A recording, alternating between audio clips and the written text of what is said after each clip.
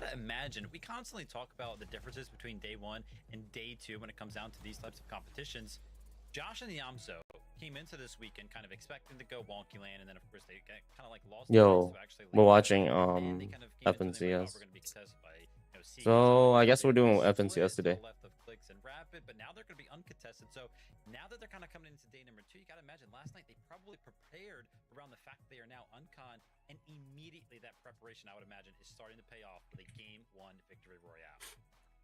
Crazy stuff. I feel like I gotta go watch Faxity's reaction to that result. Man, a massive shock and a massive W for them. How does that impact the leaderboard? We'll find out after this short break. We'll see you in just a moment.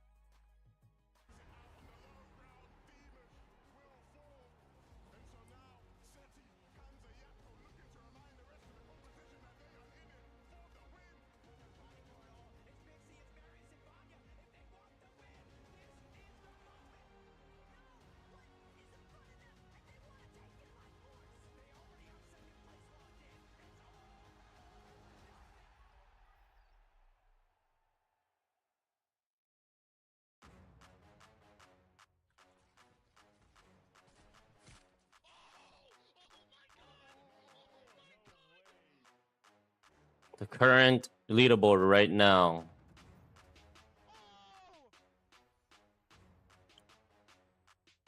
Damn.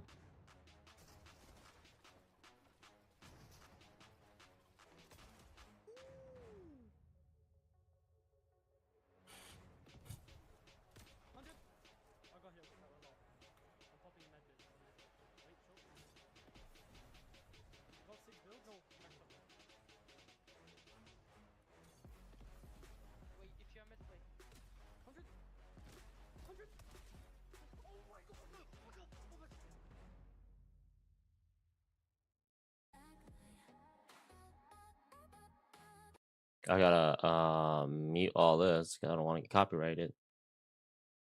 But yeah, we're just watching FNCS right now. I was gonna stream, but I stayed up very late yesterday, so that was my fault. I stayed up super late. I stayed up till 6 a.m. Just pretty much playing some games, playing some Resident Evil. I was actually gonna stream Resident Evil. I might do that, but who knows? Is this the Zen that I know? I mean, I don't know him, but then like, is this the Zen who I'm thinking? Like actual Zen? That can't be the actual Zen.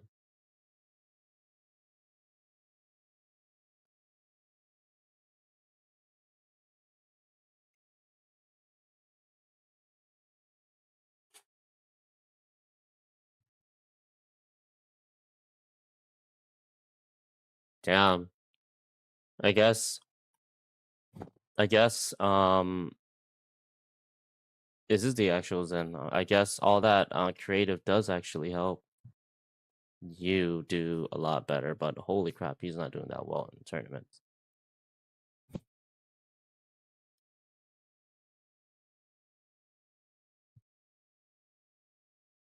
Oliver OG. Why do people hype this dude so much?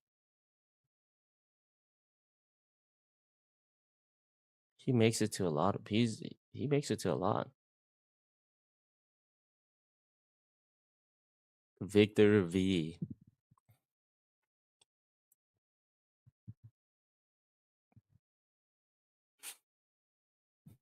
How much does Rapid have for earnings?